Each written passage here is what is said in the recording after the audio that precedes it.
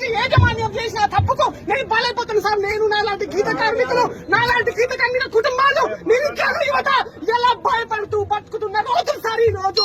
భారత రాజ్యాంగం కల్పించిన హక్కులను కాలరాస్తుంది సార్.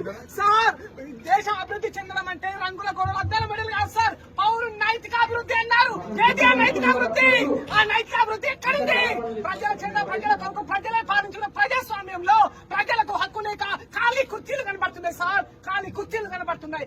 ఎవరి తప్పిదం? ఇది ఎవరి తప్పిదం సార్? ప్రజల చేత నడిపించుకుంటే ప్రజా జనంతో మీరు జీతాలు తీసుకుంటున్నారు. ప్రజల చేత నడిపించుకుంటున్న ప్రజా నాయకులు సార్. సార్ నేను వైలెన్స్ చేస్తున్నాను సార్. నా ఆవేదన నా కడుపులో నుంచి వచ్చే ఆవేదన, నాకు అవకాశం రాక అవకాశం లేక కడుపును నింపుకోవడానికి, కేవలం నా జేబులు నింపుకోవడానికి కాదు సార్. నా కడుపును నింపుకోవాలి. నాలాంటి సామాన్యుడికి సార్ ఒక్క నిమిషం సార్ నాలాంటి సామాన్యుడు కాదు సార్. చేతి నిండా పని కావాలి, కడుపు నిండా పిండి కావాలి, కంటి నిండా నిద్ర కావాలి. అదే సార్ మేము కోరుకునేది. మాకు ఏదదు సార్, దయచేసి మమ్మల్ని కొంచెం గుర్తించండి సార్. ప్రభావిత ప్రాంతాలు ఈ రోజు 1979లో మొరార్జీ దేశాయ్ గారు ఇక్కడ మైల్ స్టోన్ వేసింది సార్. 1983లో స్టార్ట్ అయింది సార్ ఇక్కడ కంపెనీ. దినదిన ప్రవర్ధమానంగా అభివృద్ధి చెందింది సార్. మా బతుకులు అభివృద్ధి చెందలేదు సార్.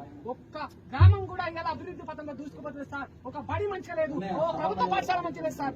దయచేసి సార్ అర్థం చేసుకోండి సార్.